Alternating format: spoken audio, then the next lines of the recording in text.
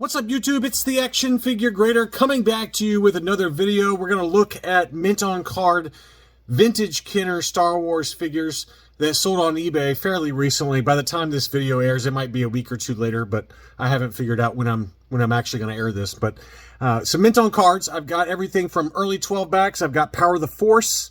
I've got a few tri-logos.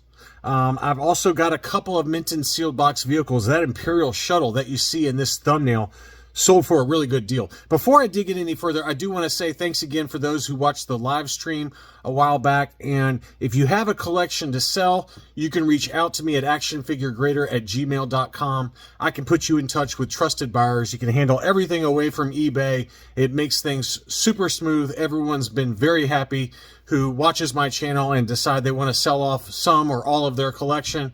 And I'm just happy to help out. I don't charge anything for it. I just try to set people up. That's all I do. And it's my pleasure to help, and everyone's been really happy. So let's dig in. We got some early 12 backs. Well, this is a 20 back, excuse me. I think I got a 12 or 2 in a little while here. But this seller had a number of really nice early card backs that were in great shape.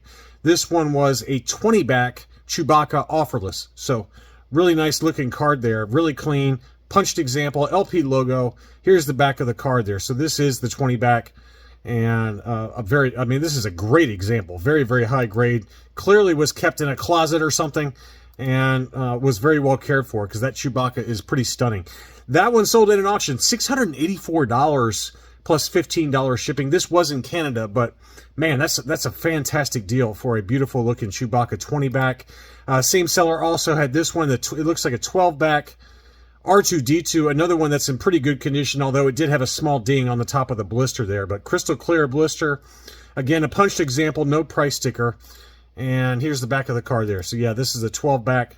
Beautiful condition, though, for this R2-D2. That one sold for $6.99 plus $15.50 shipping. But look how beautiful that one is. So really, other than that one small ding on the top of the blister by R2's head, that's pretty flawless. I mean, so these were very well kept. And again, another very good deal on that one. Another seller had this one, which kind of snuck underneath the radar. I didn't see this one get listed, but this is a 20 back with the Boba Fett offer sticker, and I couldn't tell you which one it is. It's got the hard edges to the sticker on the back, covering up the rocket firing mechanism, which I think is like 20 back D. Something like that. I can't keep them straight. But this Princess Leia was in good shape. It had kind of some fading there over by the ages 4 and up. A little bit of very minor thing going on there by the hang tab. It did have a 24 written on the racetrack there, so that probably held the price down a little bit. But otherwise, very, very clean looking card. One little crease on the racetrack as well over by Leia, but that blister was pretty flawless. So it's a shame about that 24 written in ink on that racetrack on the left-hand side, but literally, that was really the only thing that was wrong with it. It looked to be fairly clean overall, otherwise in 80 grade condition. So this would be a good one. You put it in like a, case shell, sliding acrylic case, something like that, and just have it on display, because that was otherwise a beauty. $650, only one bid on that one. But I think otherwise, if it didn't have that writing on the racetrack, I would imagine that this one would have easily crossed $1,000. But in this environment, who knows? I mean, the prices are just kind of all over the place, and it's hard to predict where auctions are going to end. This one was a 41 back E offerless Sand People on the Empire Strikes Back card. It did have a yellowed blister. Yellowed 80 overall, 80, 75, 80 were the sub scores on that one. Very nice looking condition, though, overall. And that one sold at an auction for $380 on 37 bids, free shipping from Chicago. So I thought that was a pretty fair deal, just given the very light yellowing to the blister there. I would imagine, I think we saw a 41E that sold over at LCG auctions, not this past session, but the session before that. And it went well above my number that I was willing to put on it. It might have been a 41A, I can't remember, but I remember watching it because I was thinking about making an offer or bidding on it, but it blew past like $600 or something crazy. So given that this one was yellowed, I thought that was a pretty fair deal.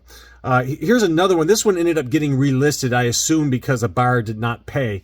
But this one is the 48 back Revenge of the Jedi, Luke Skywalker in his Hoth battle gear.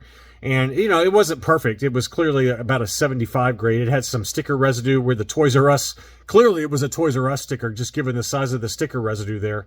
But it was also yellowed. But there's something about that free Revenge of the Jedi sticker on this particular character's card back, the Luke Hoth, that really pops. I just love the way he looks. He's got kind of a regal look. He's overlooking, his future or something. I don't want to get too poetic here, but, just something about that pose for Luke on the Empire Strikes Back card with that Revenge of the Jedi. It's just really cool. But you can see the spider veins and things like that by the hang tab. And, again, probably about a 75 grade at best. But anyway, that one sold in an auction for $469 on 28 bids, but then it was immediately relisted. So again, I assume a buyer didn't pay it, but it's still kind of useful data because it shows you what the market's willing to bear for this particular item. And it kind of gives you kind of something to put in the back of your mind. If you see one like this that comes up for auction and it's the one you want, you can judge the condition of this one relative to, any future ones that come up. But that's a really nice one. $469 seems about fair, really. Just given that probably a clear blister, you could easily say $650 or $700. But again, in the current market environment, good luck trying to figure it out. The rest of the card on the back looked really great. Unpunched example as well. Next up, this was a beauty. This was a Return of the Jedi Ugnaught proof card. So obviously there's the Revenge of the Jedi proof cards. These are actually probably harder to find. This is when they switched over to the Return of the Jedi, and George Lucas obviously changed the name of the movie. So they did have to come out with some new proof cards for all the characters. And this one was one for the Ugnaught on the Return of the Jedi. This was a 65 back A proof. So I would imagine that, all else being equal, a 48 back Revenge of the Jedi for the Ugnaught would sell for quite a bit less than what a 65 back Return of the Jedi proof card would sell for. And I think that, it was admittedly an AFA 90, but it sold for $2,800. I think if this was an AFA 90 Revenge of the Jedi proof card, it wouldn't touch that price. But this one did sell at $2,800 free shipping, so pretty interesting sale there. Next up is a Palatoy. This is the Imperial Hoth Stormtrooper. This was the 45 back C. This was not a Toy Tony. I went back and checked against the Toy Tony guide. The 65 back D for the Imperial Stormtrooper, there's a ton of those. There's a ton of Toy Tonys there's like over 1,100 known Toy Tonys on the 65 back D. But this one's actually, I think, a legit example because this was not on the list for this particular card back, the 45 back C, with this particular character. The Hoth Stormtrooper was not listed as a Toy Tony example. So this one was a legit example, and it was 80, 85, 85 are the subscores. Very nice looking example, though. And unpunched, clear blister, no price sticker, $560 on that one. I thought that was a great deal. That's a price I would have paid all day long. Really, really good deal on that one. But that was, according to the guide anyway, the 65D for the Palatoy card backs is where you see all of the Hoth Imperial Stormtrooper Toy Tonys. There was like 1,128 or something like that. So this one was a legit, though, since it's the 45 back. Next up is the 77A Princess Leia Bespin, graded yellowed 80 on the Return of the Jedi card back. So fairly moderate yellowing, not terrible. I mean, I've seen way worse. I've seen horse urine colored ones before that are way worse than this. But this was the 77A, and it looked like it was an unpunched example, and it did have a price sticker, $337. That one sold for $342. That seems like a really good deal. I mean, admittedly, it's a yellow blister, but they're all going to turn yellow eventually for these U.S. Kenner card Return of the Jedis. Maybe I'm wrong, but it seems like most of them are going to turn yellow. Even some of mine that I bought clear-ish blister, they haven't really changed that much that I can tell, but I bet they have. It's over time, it just happens. But anyway, that one's, heavily yellowed, not heavily, but moderately yellowed, and it was an AFA 80, $342 on that one. A couple of tri-logos before we dig into some other card backs. This is a Palatoy tri-logo Dengar. I think I had this in a What to Buy video recently. Really nice example. I think this would grade an 80. It had some edge wear around the edges of the card, but the blister was in great shape. Etched edge blisters, which was factory. Very nice example for the Hong Kong Dengar. I've got a PBP Dengar on the tri-logo card that's at grading right now with CAS, so hopefully we'll get that back in the next couple of months. This one sold for $289. That's a really good deal, I thought. This was even a better deal. I thought this was the Biker Scout in pretty similar condition. I would argue this would probably get an 80 as well with the grading companies. Light edge wear to it, but the blister has really good shape to it, maybe just some lighter dings.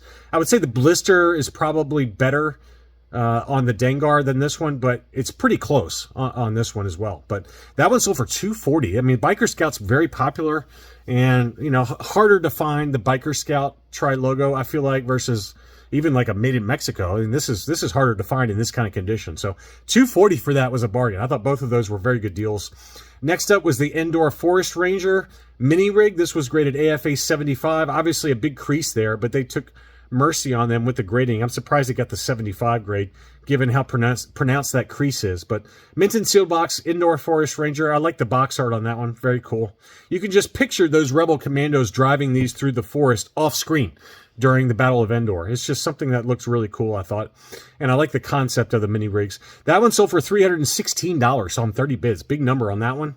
And then the Imperial Shuttle. This one really surprised me. This was sold by LJ's Card Shop, so I know it's a legit sale since I bought my Boss Proof from this seller. But this one sold at an auction, and it came in way, way lower than I expected. This was an AFA 80 factory sealed, mint and seal box Imperial Shuttle, and it sold for $23.83. That was really low, really low. I was really surprised it came in that low, given how pristine that one was. There was a CAS 85 Plus example that sold at Hakes a few months. I think it was Hakes a few months back. And that one, I think, crossed over $4,000. It was $4,000 or $4,400. It might have been on eBay, but I remember specifically a CAS 85 Plus going for over $4,000.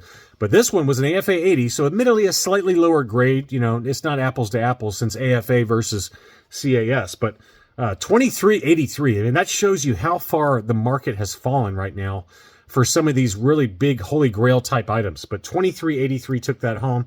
I've got some Power of the Force items now. And first we got Barada. Very clean looking car bag. Just some light edge wear on the right. Unpunched with a price sticker. Heavily yellowed as you'd expect. But $271.99 on that one. That's a really low price. I mean, for an AFA 85 loose graded, you're talking $250, right? $240, $250. $271.99 for a mint on card that looks to be every bit of an 80 grade. That is a bargain. Same seller also had Lando, unpunched with a KB Toys price sticker. That one sold for $330 in an auction. Another very, very good deal for a very clean-looking Lando. The Amanaman was also unpunched with a Toys R Us price sticker. That one sold for bigger money, though. $660 for that one, which, you know, I mean, is that fair? Probably. I mean, I see them sell all the time for that, both on Facebook as well as on eBay, but that's towards the upper end. But I would argue that card back was pretty pristine. I mean, you can see how clean the card back was. Looks like maybe just a little scuffing below the coin there on the back, but otherwise a very, very clean card, probably an overall 80 grade. But $660 was, you know, obviously quite a bit higher.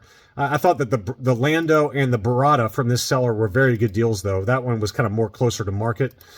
This was a big one. This one just sold recently. This was an AFA 85, straight 85s, yellowed blister, obviously. Darth Vader, unpunched example, no price sticker. So I think this is a really good barometer of how far the market has fallen, because, you know, for a time there, the Darth Vader mint on card on the Power of the Force, even ungraded, would easily sell for $1,000 to $1,100. And here we have an AFA 85 with straight 85 subscores, and it only sold for $1,250, free shipping in an auction. So, you know, this one I expected to go easily over $1,500. Maybe my memory of Power of the Force Vaders is a little off, but, you know, I was thinking, okay, in the current environment, ungraded, in good condition, $900, maybe $1,000 at the top end. But you would think somebody would pay up for straight 85s, AFA 85 for this one, unpunched, no price sticker. I mean, this is as good as it really gets, right, for a Power of the Force Vader. And for it to only go for $1,250. And now, it admittedly sold on a Monday, you know, kind of a weird ending day. I think if this had ended on a Sunday, maybe it goes higher. But I do think that this is a really good example, along with the Imperial Shuttle, of how far the market has really dropped for vintage Kenner stuff. Here was a yellowed 80 UKG Emperor, and this one was a punched example. Not the greatest photos, but, you know, obviously did have some yellowing to the blister, which is common. That one did sell in a buy it now situation for 580 pounds, which is $704 US, and that's probably in line with market. It does seem like Power of the Force Emperors do command a pretty big premium. Next up, here's a big one. This is an AFA 80 Last 17 Luke Stormtrooper. Now, it did have a pretty ugly Toys R Us price sticker. It was punched, but it was an overall AFA 80. 75, 85, 85 were the sub-scores, and that one's still sold in a buy it now situation for $1,800. So now, admittedly, we have seen some at Hakes even recently that have easily surpassed $2,500 that were unpunched, no price sticker, AFA 85s, things like that. So I think this was appropriately discounted, but I am a little surprised at the sales price for this one at $1,800 versus the Vader at $1,250. It's just a little surprising that this one did not go higher. No, admittedly, a Luke Stormtrooper, his last 17, it's a little harder to find. It's a little more desirable, but you know, just very surprised that given the subgrades on this one and how clean it was that it didn't go higher. And then finally, we had a Kez Ebon graded AFA 85, unpunched, no price sticker, very clean example in an auction, $322.37 plus $10.65 shipping on that one. So very heavily yellowed on that one, but it was straight 85s for the subscores, and another very nice example of a very high grade figure that do sell at auction right now on eBay. So keep your eyes out. I'm sure there's some other good deals out there, but I just wanted to cover some recent sales for mint on card, mint and sealed box vehicles and mini rigs. Thanks as always for watching, and I'll be back soon.